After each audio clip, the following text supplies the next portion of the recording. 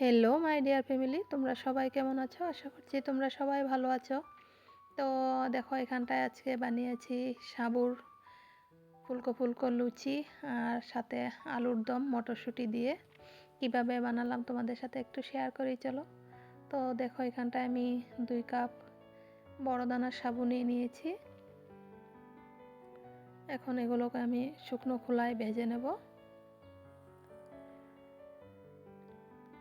তো দেখো, আমার ভাজা হয়ে গিয়েছে, এগুলো নামিয়ে নেব। এখন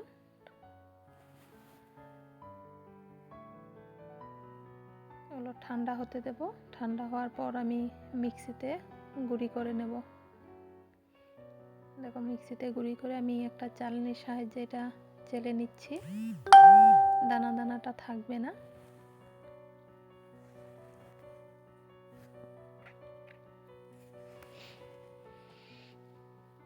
তো দেখো, আমার খুব মিহি একটা পাউডার হয়ে গিয়েছে এটা। আর সবগুলো দেব না, আমি অল্প রেখে দেব।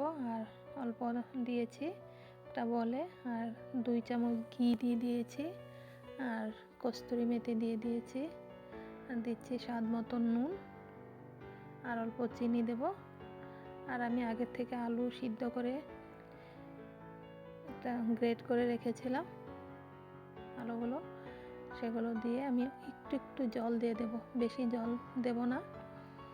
আমি প্রথমে এগুলো হাত দিয়ে ভালো করে মুথে নেব, নিয়ে আমি 1 ঘন্টার মতন রেস্টে রেখে দেব। তো দেখো, আমার 1 ঘন্টা হয়ে গিয়েছে, আর আলুগুলো আর সাবুগুলো সেট হয়ে গিয়েছে। এখন হাত দিয়ে আমি গ্যাস টেবিলটার উপরেই আমি ভালো করে মুথে নেব আর অল্প সময়। এটা যত হাত দিয়ে মুথবে ততক্ষণ স্মুথ একটা ডো তৈরি হবে। এখন আমি অল্প অল্প সাবুর পাউডার দিয়ে আমি লুচি বেলে নেব।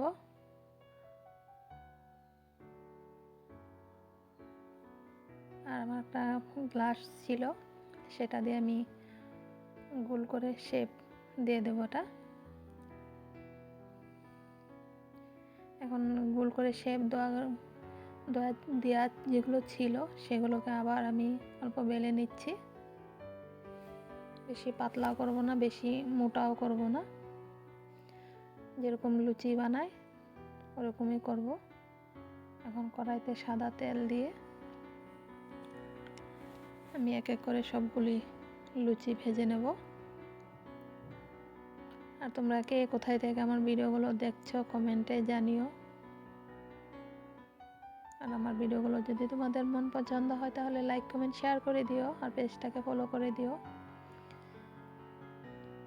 তো দেখো, আমার সবগুলো সাবুর লুচি ফুলে ফুলে গিয়েছে, তো আমি নামিয়ে নিয়েছি এখন। আর খেতে দুর্দান্ত টেস্ট হয়, খুব সফট হয় খেতে। তোমরা একবার ঘরে ট্রাই করে দেখো, ভীষণ ভালো লাগে খেতে। আর কস্তুরি মেথি দেওয়াটাতে ফ্লেভারটাও ভালো লাগে। তো এখনকার মতন আসি, সবাই ভালো থেকো, সুস্থ থেকো।